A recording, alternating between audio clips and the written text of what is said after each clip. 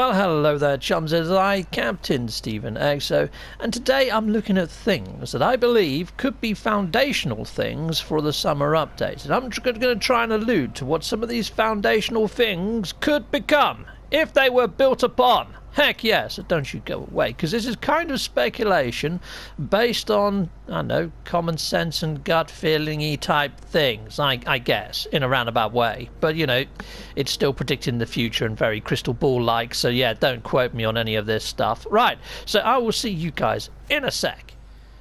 Well, hello there, chums. It's me, Captain Stephen. I'm in a hole at the moment, yes. And I'm in a hole for a freaking reason. I'll get to that in a bit. But here we go. Right, so the solar array. Now, we have only used this module for very little. We've used it in the living ships sort of missions. It says here, solar array, alchemical laser. A highly sophisticated addition to the multi-tools and mining capabilities, transforming terrain deposits into liquid sun. Why the heck would we need liquid sun? But in the weekend lore, there was mention of the area between two suns. So who knows? Maybe we're going to get some sort of new a sort of engine or something to help us navigate between suns. I don't know, but it's a possibility that this could fuel that sort of engine. A powerful laser array amplifies local solar radiation, allowing for the rapid reconfiguration of nearby mineral ores. Or could it be that this might be something new? Oh, well, the liquid sun, I'm saying.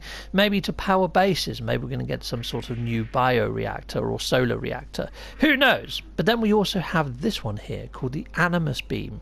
This is labelled as a soul extractor. Yeah, you heard it right here. Yeah, the souls have now been discovered. Heck yes. Okay, a unique overload to the multi-tool standard mining laser beam frequency is modulated precisely in a feedback loop with the delta waves generated by the impact target. Living thing, basically. Recordings of the target's experience are thus etched into tiny fragments of metal and rendered as fragmented qualia. Readability of collected fragments is not guaranteed. That's freaking mental. So, yeah, maybe this beam is going to be used for targeting perhaps corrupted travellers, blasting them into bits, to then hopefully reconnect them into this iteration and restore them, perhaps. That's my feeling on it. I mean, otherwise it's evil upon evil. We need to have some sort of enemy that we're trying to save with this beam, not sort of destroy into fragments that aren't guaranteed. This seems like, you know, like restoring Artemis in a roundabout fashion, and there's not in a quicker fashion than chucking him into an arc thing or whatever, is my sort of feeling on it. So I feel we may get corrupted travellers as some sort of enemy archetype, and this animus beam is to then release them from their current status. But if I go over to Exosuit, I should have some of this fragmented qualia from animals I've blasted into nothingness. And here it goes. It's used for crafting currently.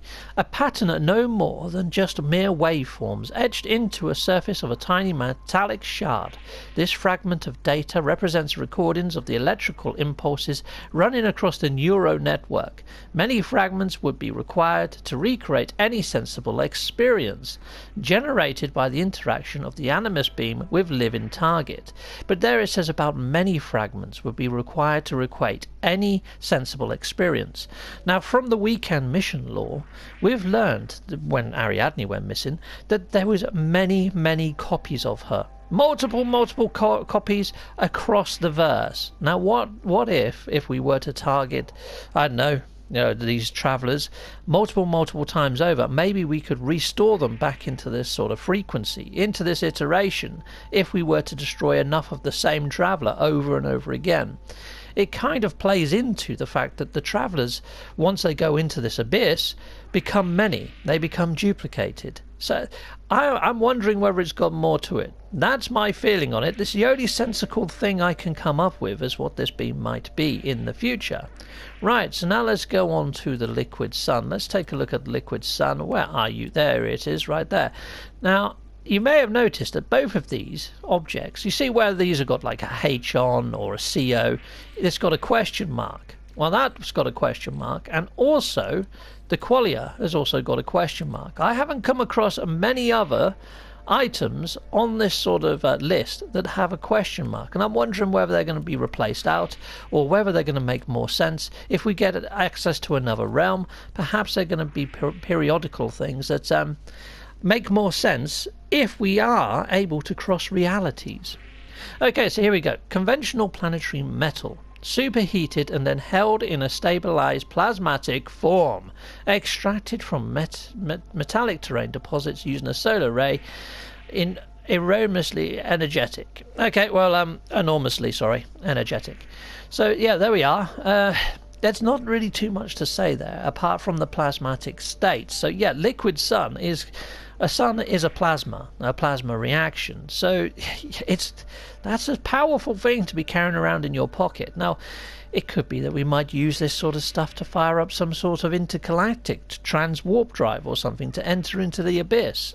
I don't know, but the power of the sun is something. It's more than nuclear, you know.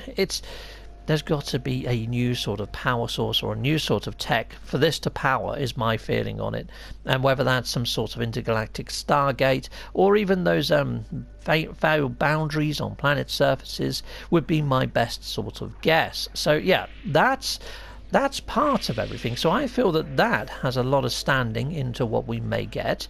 And also at the moment I am standing in a hole, like I said earlier. Now they have changed the patterns. When you actually terrain manipulate at the moment, so if I get my terrain manipulator and I start digging, it really didn't look like this before. The actual terrain, when you're digging, looks a lot different. And the texture mapping on planets is a lot more simplified, but at the same time the bump mapping appears to have been upped.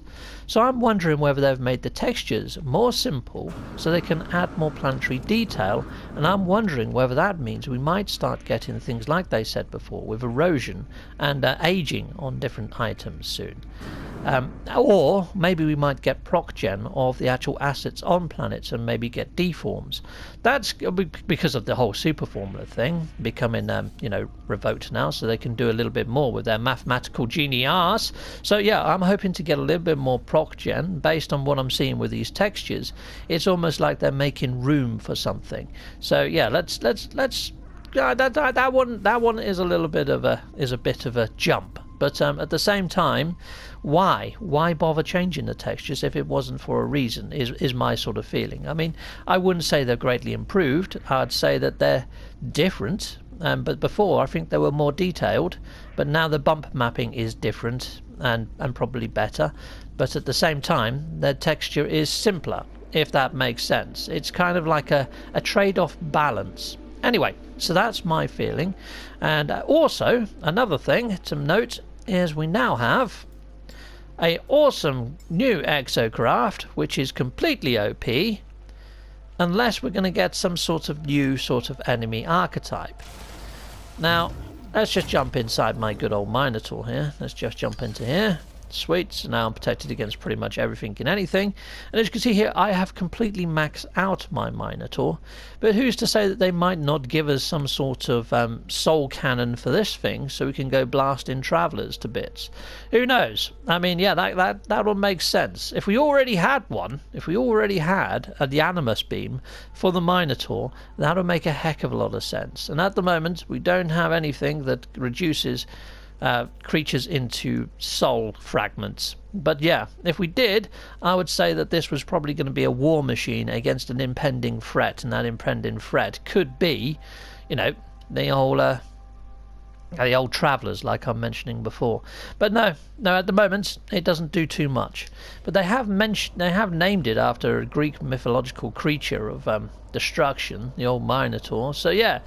That's kind of all I have for you guys at the moment. And also the living ships. The living ships right now are a little bit underwhelming. I'll go up to my freighter and I'll give a little bit of talk by my living ships. So I'll see you guys. Yeah, you guys up at my freighter. Don't go away. Goodbye for now. Well, hello there. Right, so this is my living ship. Let's just swap ships. Here we go. Let's jump in. and let's bring up its sort of area here. So at the moment, the living ships, you're kind of stuck with its max slottage. You can't actually upgrade the slots, which means that the placement of these is pretty much luck will have it. You know, you can't really get the best out of these ships at the moment. And at the moment, all you've got is like the equivalent of like the phase beams and the photon cannons. You haven't got all the lovely other weapons like the rocket launchers and things like that. You haven't even got the ability to scan for economy or conflict in the different areas of space. So at the moment, these ships are a little lackluster.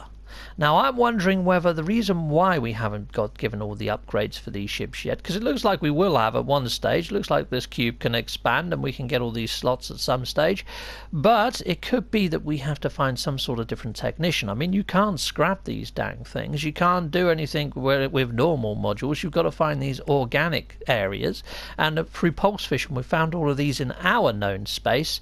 But what if we could jump into a different area of space and find more modules and also expand these?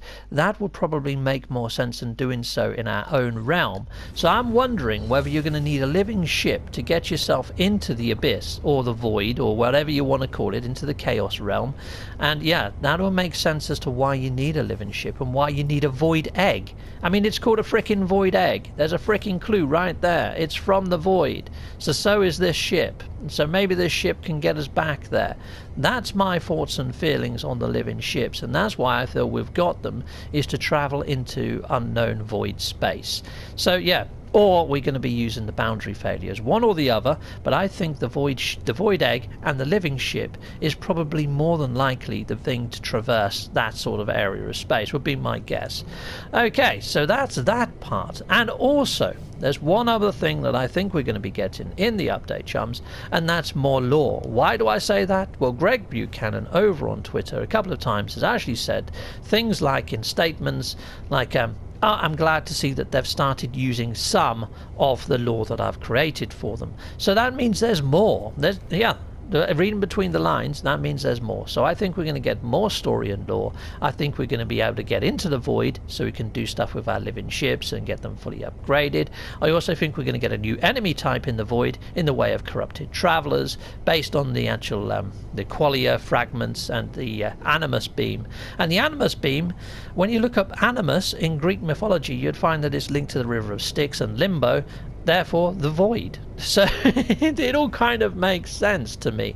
At least these are the dots that I'm seeing and the dots that I'm linking and all the things that I've suggested. So what have we got? We've got a new area of space called the void that we can traverse into, which I think is going to be a mirror world, almost like, think of the Upside Down in Stranger Things or something. So I think we're going to get some very dark looking biomes with some very gnarly sort of textures and different sorts of proc gen, perhaps to what we see in our known space, maybe some sort of fractal algorithms, I don't know, to make some very organic looking planets and weirdness. I'm hoping we get a little bit more math around proc gen on our own planets and our own universe, hence the downgrading of some of the textures but upgrading of some of the bump mapping.